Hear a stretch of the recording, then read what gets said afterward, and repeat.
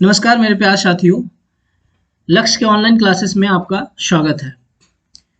आज हम लोग पावर जनरेशन सब्जेक्ट के बारे में डिस्कशन करेंगे कि इस सब्जेक्ट में आपको क्या पढ़ना है। ठीक है, और हम लोग स्ट्रेटजी भी बनाएंगे कि कैसे कैसे पढ़ना है। ठीक, तो सबसे पहले आप ध्यान दीजिए, ये सब्जेक्ट का नाम आपका क्या है, पावर जनरेशन, और ये टोटल 70 मार्क्स का है। मतलब कह लीजिए कि थ्योरी जो एग्जाम होगा आपका एक्सटर्नल, उसमें 70 मार्क्स के क्वेश्चन आएंगे। ठीक है, सेम 70 मार्क्स के क्वेश्चन आएंगे और उसका आंसर आपको करना है। तो इसमें सबसे पहला यूनिट आप कह लीजिए थर्मल पावर प्लांट है। थर्मल पावर प्लांट से आप ये मत समझ लीजिएगा कि जो नॉर्मली आप थर्मल एनटीपीसी बोलते हो ना, उसको नहीं समझना है। यहाँ पे सीधा मैं आपको बोल रहा हूँ कि ये जो है इस यूनिट में आपका हीट बेस्ड पावर प्लांट है कह लीजिए। ठीक है, जो कि हीट का इस्तेमाल करके हम लोग क्या करते हैं, पावर इलेक्ट्रिसिटी को जनरेट करते हैं। फॉर एग्जाम्पल यहाँ पे देखिए कोल बेस्ड, ठीक है, दूसरा है आपका न्यूक्लियर बेस्ड, और तीसरा है आपका डीजल बेस्ड, और चौथा है आपका गैस बेस्ड। मतलब देखिए ये अलग अलग पावर प्लांट है। ठीक है, ये अलग अलग पावर प्लांट है। जैसे कोल बेस्ड है तो इसको हम लोग स्टीम पावर प्लांट भी कह सकते हैं, या इसी को हम लोग थर्मल पावर प्लांट भी जानते हैं। ठीक है, मेजोरिटी जो है इसी का है, कोल बेस्ड को ही हम लोग क्या कहते हैं, थर्मल बेस्ड पावर प्लांट। उसके बाद आपका न्यूक्लियर बेस्ड होगा, उसके बाद मतलब न्यूक्लियर पावर प्लांट कह लीजिए, फिर डीजल पावर प्लांट कह लीजिए, या फिर गैस पावर प्लांट कह लीजिए। तो ये चार है जो कि आपको पढ़ना है। जैसे कि देख सकते हैं यहाँ पे ये आपका हो जाता है थर्मल पावर प्लांट। ठीक है, इसमें अलग अलग कंपोनेंट रहेगा, उसके बारे में पढ़ना है कि किस प्रकार से हम लोग इलेक्ट्रिसिटी को जनरेट करते हैं कोल पावर प्लांट में, या कोल बेस्ड कह लीजिए। ठीक है, कोल बेस्ड पावर प्लांट में, या इसी को हम लोग बोलते हैं thermal power plant, thermal power plant. ठीक, और कभी आप नाम सुने होंगे एनटीपीसी का, जो कि अभी अपने बाढ़ में भी है और बिहार में कई जगह पे है, मुजफ्फरपुर में है, कहलगांव में है, तो अलग अलग लोकेशन पे है। तो हर लोकेशन के बारे में भी हम लोग जानेंगे कि पूरे मतलब इंडिया में कह लीजिए कि कहाँ कहाँ है, या बिहार में जो है थर्मल पावर प्लांट वो कहाँ है। और इसमें हम लोग पढ़ेंगे कि इस थर्मल पावर प्लांट में क्या क्या कंपोनेंट यूज होता है। जैसे सुपर हीटर होता है, बॉयलर होता है, जनरेटर होता है, टरबाइन होता है, कंडेंसर कह लीजिए, कूलिंग टावर कह लीजिए। हर एक कंपोनेंट के बारे में हम लोग डिस्कस करेंगे इसमें। ठीक है, और कैसे इलेक्ट्रिसिटी को जनरेट करते हैं हम कोल के सहारे कह लीजिए, या क्या क्या इस्तेमाल करते हैं, सब के बारे में हम लोग डिटेल से पढ़ेंगे जब हम लोग चैप्टर को स्टार्ट करेंगे। ठीक है, तो ये भी आपका थर्मल पावर प्लांट है। यहाँ पे आप देख सकते हैं आराम से कि ये सब क्या है, कंपोनेंट है आपका। इधर आपका कूलिंग टावर है, कंडेंसर है, बॉयलर है, टरबाइन, इलेक्ट्रिक जनरेटर, फिर ये स्टैक है। तो हर एक कंपोनेंट के बारे में हम लोग जानेंगे कि ये होता क्या है और कैसे मदद करता है इलेक्ट्रिसिटी को जनरेट करने में। हम लोग टरबाइन के बारे में भी पढ़ेंगे कि टरबाइन कौन कौन सा होता है, कितने प्रकार का होता है। तो ये सब हम थर्मल बेस्ड में पढ़ेंगे, थर्मल पावर प्लांट में। दूसरा जाता है आपका न्यूक्लियर पावर प्लांट। इसमें आप पढ़े होंगे या नाम कभी सुने होंगे कि नाभिकीय विखंडन होता है। ठीक है, न्यूक्लियर फ्यूजन होता है, न्यूक्लियर फ्यूजन ये होता है नाभिकीय विखंडन। तो जब नाभिकीय विखंडन होता है तो इसमें भी आपका क्या होता है, हीट जनरेट होता है, और उस हीट का हम लोग इस्तेमाल कर लेते हैं इलेक्ट्रिसिटी को जनरेट करने में। कैसे हम इस्तेमाल करते हैं ये आपको हम लोग जब चैप्टर स्टार्ट करेंगे तो वहां पे मैं आपको बताऊंगा। ठीक है, तो इसमें भी हमें क्या पढ़ना है, इसका कंपोनेंट के बारे में हम लोग डिस्कस करेंगे। सारा कंपोनेंट जो भी है आपका उसके बारे में डिस्कस करेंगे। उस कंपोनेंट का क्या क्या वर्क है, कैसे वह वर्क करता है, क्या इस्तेमाल है उस कंपोनेंट का इस न्यूक्लियर पावर प्लांट में, हर एक के बारे में हम लोग डिस्कस करेंगे। ठीक, अलग अलग इसमें भी कंपोनेंट लगे होते हैं। जैसे इसमें भी टरबाइन होता है, जनरेटर होता है, अब एक न्यूक्लियर रिएक्टर कह लीजिए, अब उसमें भी कंट्रोल रॉड होता है, उसमें प्रेशर वेसल होता है, कोर होता है, सबके बारे में हम लोग डिस्कस करेंगे। ठीक है, एक एक करके। तो ये दूसरा था आपका, पहला यूनिट में ही न्यूक्लियर पावर प्लांट को भी पढ़ना है। नेक्स्ट हम लोग बात करते हैं डीजल पावर प्लांट का। ध्यान दीजिएगा, डीजल पावर प्लांट के बारे में भी हमें फर्स्ट यूनिट में ही पढ़ना है। ठीक है, इसमें आप कभी देखे होंगे डीजी सेट लगा होता है, कहीं पे भी आप देखे होंगे, तो उसमें भी होता है क्या, डीजल का इस्तेमाल किया जाता है। Diesel as a fuel use करते हैं हम लोग। ठीक है, तो ये भी हीट बेस्ड होता है डीजल पावर प्लांट। तो डीजल को बर्न किया जाता है, फिर उसके बाद जो है मतलब इंजन लगाया जाता है, उसमें 2 स्ट्रोक 4 स्ट्रोक होता है। उस सब के बारे में हम लोग एक एक करके डिस्कस करेंगे। तो ये है आपका डीजल पावर प्लांट, ये भी प्रथम यूनिट में ही आपको पढ़ना है। फोर्थ कह लीजिए आप गैस टरबाइन, मतलब गैस पावर प्लांट कह लीजिए, या गैस बेस्ड पावर प्लांट कह लीजिए। ये भी देखिए, इसको भी आप कह सकते हैं कि ये भी हीट बेस्ड भी है।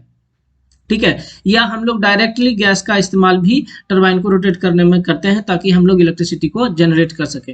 तो ये पहला में ही आप कह लीजिए, फर्स्ट यूनिट में ही आपको कोल बेस्ड मतलब कि आप कह लीजिए थर्मल पावर प्लांट, दूसरा कह लीजिए न्यूक्लियर पावर प्लांट, है ना, क्या क्या होगा सबके बारे में हम लोग डिस्कस करेंगे। और फिर फोर्थ कह लीजिए आप डीजल पावर प्लांट कह लीजिए, और नेक्स्ट है आपका गैस पावर प्लांट। तो ये चारों जो है प्रथम यूनिट में ही, फर्स्ट यूनिट में ही आपको पढ़ना है। जब स्टार्ट करेंगे तो हम लोग एक एक करके इसके बारे में डिस्कस करेंगे। नेक्स्ट आप देख लीजिए, दूसरा यूनिट है आपका large and micro hydro power plant, मतलब बड़ा और छोटा कह लीजिए, माइक्रो मतलब होता है छोटा, हाइड्रो पावर प्लांट। तो अब यहाँ पे देखिए कि हम लोग पढ़ेंगे हाइड्रो पावर प्लांट के बारे में। इसमें है कि सिर्फ वाटर का इस्तेमाल किया जाता है। अब देखिए इसमें हीट से जुड़ा हुआ कोई भी वर्क नहीं है, यहाँ पे हीट का कोई काम नहीं है, सिर्फ वाटर का काम है, और बाकी जो कंपोनेंट लगे होते हैं ना उसका इस्तेमाल है। ठीक है, इसमें भी क्या क्या कंपोनेंट होगा, कहाँ कहाँ पे स्थित है, बिहार में कहाँ कहाँ पे स्थित है, उसमें इसमें क्या क्या कंपोनेंट यूज होगा। जैसे कि मान लीजिए टरबाइन होगा, तो टरबाइन कितने प्रकार के होंगे, कौन कौन से टरबाइन इस्तेमाल होते हैं, उसका वर्किंग, उसका क्या कंस्ट्रक्शन होगा, हम लोग एक एक करके हर एक चीज के बारे में डिस्कस करेंगे। ठीक है, इसमें भी जैसे देखिए यहाँ होता है, ये डैम बना हुआ है, यहाँ से पानी को छोड़ा जाता है, स्टोर किया जाता है, फिर इसी पानी का इस्तेमाल किया जाता है। जैसे यहाँ से देखिए ये एक पाइप बना हुआ है, यहाँ से आप पानी को ऐसे छोड़ा जाता है, और यहाँ पे आपका देखिए ये टरबाइन है, यहाँ अल्टरनेटर कह लीजिए या जनरेटर कह लीजिए, जो कि रोटेट करता है और इलेक्ट्रिसिटी को जनरेट करता है। और उसके बाद ट्रांसफार्मर के द्वारा हम लोग क्या करते हैं, और ट्रांसमिशन लाइन के द्वारा हम लोग उसको कंज्यूमर तक पहुंचाने का कोशिश करते हैं। जैसे कि यहाँ पे आप देख सकते हैं ये ट्रांसमिशन लाइन है, और यहाँ से आप सप्लाई को कंडक्टर के द्वारा, मतलब एक मीडियम के द्वारा आप कह लीजिए उसको हम भेज सकते हैं। तो हर एक चीज के बारे में हम लोग पढ़ेंगे, किसमें मतलब हाइड्रो पावर प्लांट में, कि उसका क्या कंपोनेंट होगा, कैसा कैसा मतलब टरबाइन हम लोग यूज करते हैं, अर्थात कौन कौन सा टरबाइन यूज करते हैं। अब इसका लोकेशन क्या है, बिहार में कहाँ पे है स्थित है, पावर प्लांट है या नहीं है, भारत में कहाँ कहाँ है, तो हर एक चीज के बारे में। अब इसी का क्लासिफिकेशन भी होता है, तो इसके क्लासिफिकेशन के बारे में भी हम लोग जानेंगे कि ये कितने प्रकार का होता है, और उसका जो क्लासिफिकेशन होता है किस किस बेस्ड पे होता है। तो हर एक चीज के बारे में हम लोग जानेंगे in case of in hydro power plant. ध्यान दीजिए, एक बात मैं आपको बता दूं कि ये एग्जाम के पॉइंट ऑफ व्यू से भी बहुत ही इंपॉर्टेंट है। आगे चल के अगर आप इंट्रेंस का एग्जाम निकालते हैं, मतलब कहीं पे भी जूनियर इंजीनियर का एग्जाम आप देते हैं, या किसी भी सेक्टर में, पीएसयू हो गया या गवर्नमेंट सेक्टर में, तो वहां पर डेफिनेटली इस सब्जेक्ट से अच्छे खासे क्वेश्चन पूछे जाते हैं। तो अगर आप ध्यान से इसको पढ़िएगा तो आराम से जो है उस आंसर को आप कर सकते हैं जो भी एग्जाम में पूछा जाता है। नेक्स्ट हम लोग बात करते हैं तीसरा। देखिए थर्ड यूनिट है आपका solar and biomass based power plant. अब देखिए सोलर में हम लोग पढ़ेंगे कि सनलाइट का इस्तेमाल हम लोग कैसे करते हैं इलेक्ट्रिसिटी को जनरेट करने में। ठीक है, जैसे यहाँ पे आप देख सकते हैं कि ये सब आपका रिफ्लेक्टर कह लीजिए, है ना। अब यहाँ से सबको सनलाइट को क्या करता है, रिफ्लेक्ट करके एक जगह पे केंद्रित कर देता है, कंसंट्रेट कर देता है, मतलब ये हो गया, ये आपका बॉयलर रहता है, और इसमें पानी रहता है।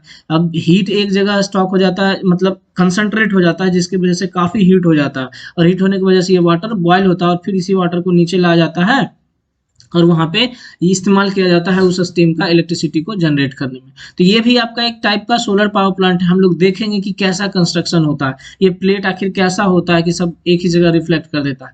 बचपन में कभी आप देखे होंगे कि एक लेंस का इस्तेमाल करते थे हम लोग कागज को जलाने में, या माचिस की तीली को जलाने के लिए, तो लेंस का इस्तेमाल करके हम उसको जला लेते थे। तो सनलाइट का ही यूज करते थे, लेंस पे सनलाइट को हम लोग केंद्रित करते थे कह लीजिए, या कंसंट्रेट करते थे, और उसके बाद हम क्या करते थे, कागज जो रहता था या माचिस का तीली रहता था वो जल जाता था। ठीक ना। तो इसमें पढ़ेंगे कि कैसे इस्तेमाल किया जाता है। और एक आप ये तो आपका हो गया, आपका कह लीजिए कि सोलर पावर प्लांट कह लीजिए। उसके बाद आपका एक होता है सोलर सेल। सोलर में ही आपको ये भी पढ़ना है, सोलर सेल होता है। इस प्रकार से आप देखे होंगे छत पे लगा हुआ रहता है प्लेट, जिसको आप बोलते हो सोलर प्लेट बोलते हो। तो इसके बारे में भी पढ़ेंगे कि ये आखिर कितना जनरेट करता है, इसका कनेक्शन कैसा होगा, और ये कहाँ का मतलब इंस्टॉल है, और पूरे भारत में कह लीजिए, बिहार में कहाँ पे इंस्टॉल है, इसका लोकेशन कहाँ है। हर एक चीज के बारे में हम लोग जानेंगे, कैसे ये वर्क करता है। इसको हम लोग फोटोवोल्टाइक सेल भी बोलते हैं, घर में आप लोग लगा हुआ देखे होंगे। तो एक एक चीज के बारे में हम लोग यहाँ पे डिस्कस करेंगे सोलर पावर प्लांट में। ठीक है, उसके बाद एक और है आपका बायोमास बेस्ड पावर प्लांट। तो आप जानते होंगे एक पावर प्लांट का नाम सुनेंगे, गोबर गैस पावर प्लांट, वही आपका बायोगैस में भी आता है। ठीक है, वो क्या आता है, बायोगैस में, गैस पावर प्लांट में आ जाता है। तो ध्यान दीजिएगा यहाँ पे क्या होता है कि एक टैंक बना लिया जाता है, उसमें गोबर वगैरह डाल दिया जाता है पानी को मिक्स करके, और वह गोबर जो होता है सड़ जाता है, गल जाता है, जिसके वजह से गैस रिलीज होता है, और उस गैस का इस्तेमाल हम लोग क्या करते हैं, इलेक्ट्रिसिटी को जनरेट करने में कर लेते हैं। कभी कभी तो आप कह लीजिए घर में डायरेक्ट आप खाना वगैरह बनाने में भी उसका इस्तेमाल कर सकते हैं। जैसे कि यहाँ पे देख लीजिए, ये आपका गोबर गैस है, यहाँ से हम लोग क्या कर रहे हैं, डायरेक्ट घर में ले रहे हैं, फिर यहाँ से हम इसमें इंसर्ट कर देते हैं। आप जहाँ चाहे वहां से इस्तेमाल कर सकते हैं। मतलब इधर से आप लोग जो है क्या है, ये मतलब एनिमल कह लीजिए, इसका वेस्ट कह लीजिए, या ह्यूमन एक्सक्रीटा कह लीजिए, उसका वेस्ट जो होगा, ह्यूमन वेस्ट, वो कह लीजिए, लेकर के यहाँ पे हम लोग एक टैंक में डाल देते हैं, और ये टैंक से जब भी होता है यहाँ से निकल के फिर जो भी गैस बनता है यहाँ ऊपर पे, उस गैस का इस्तेमाल हम लोग क्या करते हैं, घर में इस्तेमाल कर लेते हैं। तो डायरेक्ट भी आप घर में इस्तेमाल कर सकते हैं, और इसी का इस्तेमाल हम लोग इलेक्ट्रिसिटी को जनरेट करने में भी करते हैं। तो बात है कि इलेक्ट्रिसिटी को हम कैसे जनरेट करेंगे, इन सब के बारे में हम लोग यहाँ पे पढ़ेंगे। ठीक है, नेक्स्ट यूनिट की बात अगर हम करें तो यहाँ पे आ जाता है विंड पावर प्लांट। तो विंड पावर प्लांट के बारे में भी आप सुने होंगे। ठीक है, जैसे कि यहाँ पे कभी आप देखे होंगे वीडियो वगैरह, तो इस प्रकार का टरबाइन लगा होता है, और यह जो टरबाइन होता है इलेक्ट्रिसिटी को जनरेट करने में मदद करता है। ठीक, तो अब ये टरबाइन, कितने प्रकार के टरबाइन होते हैं, यहाँ पे 2 यूनिट आप देख लीजिएगा, एक स्मॉल विंड टरबाइन है, एक विंड पावर प्लांट है। तो एक में आपको टरबाइन के बारे में पढ़ना है कि कौन कौन से टरबाइन यूज किए जाते हैं। जैसे कि हॉरिजॉन्टल एक्सिस विंड टरबाइन होता है, एक होता है वर्टिकल एक्सिस विंड टरबाइन।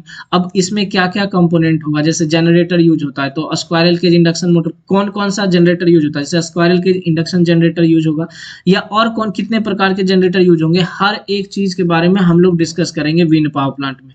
कैसे हम विंड का यूज कर लेते हैं इलेक्ट्रिसिटी को जनरेट करने में, सबके बारे में हम लोग डिटेल से पढ़ेंगे जब हम लोग चैप्टर को स्टार्ट करेंगे विंड पावर प्लांट में। ठीक है, ये देख लीजिए, इस प्रकार का होता है, इस प्रकार का ये टरबाइन होता है। यहाँ पे देखिए अलग अलग प्रकार जो है टरबाइन का आपको दिखाया हुआ है, सबके बारे में हम लोग डिस्कस करेंगे। कितना विंड चाहिए इलेक्ट्रिसिटी को प्रोड्यूस करने के लिए, कितना कम हवा रहेगा तब हम इलेक्ट्रिसिटी को प्रोड्यूस कर सकते हैं, या ज्यादा रहेगा तब कितना प्रोड्यूस कर सकते हैं, इसका लोकेशन क्या होगा, हम कहाँ कहाँ पे जो विंड पावर प्लांट को इंस्टॉल कर सकते हैं, इंडिया में कहाँ कहाँ है, हर एक चीज के बारे में हम लोग डिटेल से डिस्कशन करेंगे जब हम लोग विंड पावर प्लांट को पढ़ रहे होंगे। तो ठीक है, तो ये आपका टोटल 5 यूनिट हुआ, और लास्ट यूनिट है आपका economics of wind, economics of power generation and interconnected system. ध्यान दीजिए, इकोनॉमिक्स के बारे में आपको जानना है कि पावर जनरेशन से रिलेटेड, मतलब कह लीजिए कि हम कैसे इलेक्ट्रिसिटी जनरेशन को सस्ता कर सकते हैं। इसमें आपका कुछ डेफिनेशन होगा। ठीक है, कुछ डेफिनेशन पढ़ना है,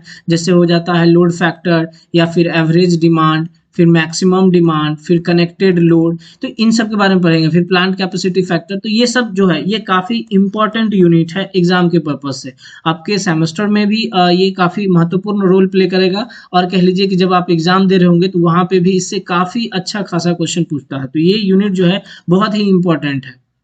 तो इसमें पढ़ेंगे किस प्रकार से हम यूनिट का डिवाइड करते हैं, मतलब अलग एक ही पावर प्लांट में अलग अलग यूनिट बनाते हैं, उसका इस्तेमाल हम कैसे करते हैं, कब कितने घंटे पावर प्लांट को रन करना चाहिए, कितना जनरेशन करना चाहिए, इन सब के बारे में हम लोग इसी चैप्टर में डिस्कस करेंगे। एक है आपका इंटरकनेक्टेड पावर सिस्टम। आप जानते होंगे कि पूरे भारत में अलग अलग जगह पे अलग बहुत नंबर ऑफ पावर प्लांट लगे हुए हैं। ठीक है, अलग अलग जगह पे बहुत सारे पावर प्लांट लगे हुए हैं। तो क्या सारा पावर प्लांट इंडिविजुअली प्रोड्यूस करता है इलेक्ट्रिसिटी को, तो क्या सिर्फ अपने एरिया में ही इस्तेमाल करता है, या फिर पूरे भारत में सप्लाई कर सकता है।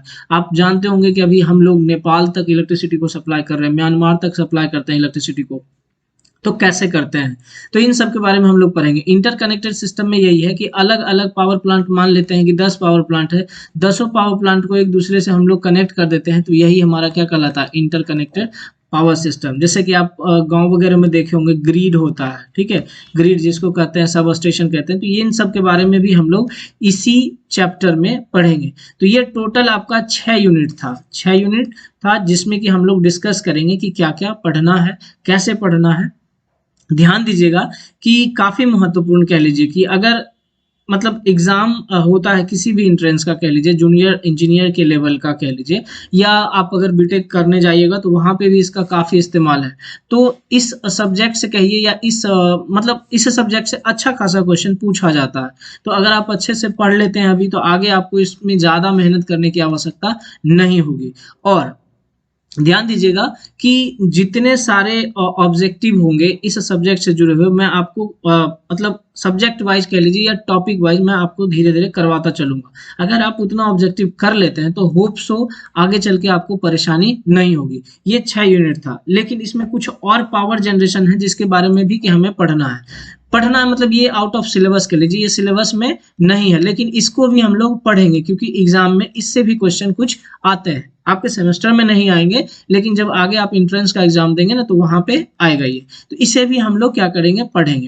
तो एक है आपका जियोथर्मल पावर प्लांट। जियोथर्मल में मतलब क्या, धरती के अंदर जो उष्मा है कह लीजिए या हीट है, उस हीट का इस्तेमाल हम लोग कैसे करते हैं इलेक्ट्रिसिटी को जनरेट करने में, इसके बारे में पढ़ेंगे। इसमें क्या क्या कंपोनेंट होता है, कैसे उस कंपोनेंट का इस्तेमाल करते हैं, कैसे हम किसी पावर प्लांट का इफिशियंसी घटा देते हैं, मतलब बढ़ा देते हैं, घट जाता है तो उसको हम इंक्रीज करते हैं, तो सबके बारे में हम लोग डिस्कस करेंगे।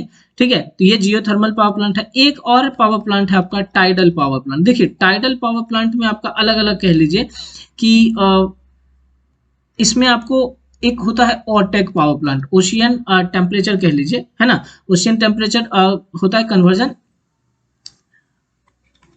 ये हो गया। ठीक है, ओशियन टेम्परेचर एनर्जी कन्वर्जन कह लीजिए। ये एक और होता है टाइडल पावर प्लांट, और इसी में एक और होता है वेव एनर्जी करके। तो आप जानते होंगे कि समुद्र में क्या होता है, टाइड आता है, मतलब जो ज्वार भाटा जिसको हिंदी में आप बोलते हो, या तरंग कह लीजिए, लहर कह लीजिए, तो ये सब आते रहता है। तो उस लहर का इस्तेमाल या उस टाइड का इस्तेमाल हम लोग इलेक्ट्रिसिटी को जनरेट करते हैं। काफी इंटरेस्टिंग है ये चीज। आप सोचिए कि कैसे इलेक्ट्रिसिटी का जनरेट होता होगा समुद्र में, समुद्र के बीच में लगा दिया गया है, वहां पे कैसे इलेक्ट्रिसिटी को जनरेट कराता होगा। तो इन सब के बारे में हम लोग जानेंगे, डिस्कस करेंगे जब हम लोग टाइडल पावर प्लांट के बारे में पढ़ेंगे। तो इसमें भी आपका अच्छा खासा क्वेश्चन पूछा जाता है। तो ये दो जो है आपके सिलेबस में नहीं है, पहला आपका जियोथर्मल, ठीक है, पहला आपका जियोथर्मल और दूसरा आपका है टाइडल पावर प्लांट। ठीक, ये आपके सिलेबस में नहीं है, लेकिन हम लोग इसे भी क्या करेंगे, पढ़ेंगे। क्योंकि देखिए पढ़ना है तो ऐसा नहीं कि सिर्फ सेमेस्टर को फोकस करके पढ़ना, हम लोग आगे भी ध्यान रखेंगे कि जब एग्जाम होता है तो उस एग्जाम के आधार पे जो जो क्वेश्चन उसमें पूछे जाते हैं उसको भी हम लोग कवर करने का कोशिश करेंगे। ठीक है, तो ये था आपका पावर जनरेशन कह लीजिए। देखिए आप जो है मतलब अच्छे से इसका एक नोट्स बना लीजिएगा। सबसे पहले एक कॉपी ले लीजिएगा, और साथ साथ में आप अगर नोट्स बनाते चलते हैं तो काफी अच्छा होगा। ठीक है, नोट्स बनाते चलिएगा साथ साथ में, और फिर मैं भी बताते चलूंगा क्या क्या आपको नोट करना है। उसके बाद आप कह लीजिए कि जो इसका पीडीएफ होगा, ठीक है, पीडीएफ भी मैं आपको प्रोवाइड करवा दूंगा, ऐसा नहीं है कि नहीं होगा, पीडीएफ भी जो है आपको मिल जाएगा। जो भी होगा, जो भी मैं क्लास में यहाँ पे बताऊंगा, क्लास का भी पीडीएफ मिल जाएगा, और फिर आपको अलग से भी पीडीएफ आप बोलिएगा तो आपको मैं प्रोवाइड करवा दूंगा। ठीक है, तो ये था आपका पावर जनरेशन का। अब ध्यान दीजिएगा कि अगर आपको लेक्चर से रिलेटेड कहिए कि कोई भी अपडेट चाहिए होगा कि कब कब होता है, तो एक टेलीग्राम पे स्टीम एकेडमी करके चैनल है, ठीक है, वहां पे आप इसको ज्वाइन कर लीजिएगा। ठीक है, स्टीम एकेडमी पे ज्वाइन कर लीजिएगा, वहां पे सारा पीडीएफ आपको अवेलेबल हो जाएगा। क्लियर, और चैनल है यूट्यूब पे भी है, वहां पे भी आप इसको सब्सक्राइब कर सकते हैं। ठीक है, और जो कह सकते हैं कि क्लास के लेक्चर से अगर आपको कोर्सेस परचेज करना है तो आप इस नंबर पे भी कांटेक्ट कर सकते हैं, 98। ठीक है, इस नंबर पे आप कांटेक्ट करके क्लास से रिलेटेड कोई भी जानकारी हो तो आप कांटेक्ट करके क्लास के बारे में जान सकते हैं। क्लियर, चलिए, तो होप सो आपको इतना एटलीस्ट आइडिया मिल गया होगा कि इस पावर जनरेशन सब्जेक्ट में क्या क्या पढ़ना है। ठीक है, उसके बाद हम लोग इसका डिटेल डिस्कशन करेंगे जब हम लोग यूनिट को स्टार्ट करेंगे। ठीक है, जब यूनिट स्टार्ट होगा तो हम लोग एक एक कंपोनेंट के बारे में डिस्कस करेंगे। ये भी मैं आपको बताऊंगा कि कौन कौन सा चीज जो है एग्जाम में पूछा जाएगा। क्लियर, चलिए, तो आज के लिए हम लोग इतना ही रखते हैं। धन्यवाद, फिर मिलते हैं।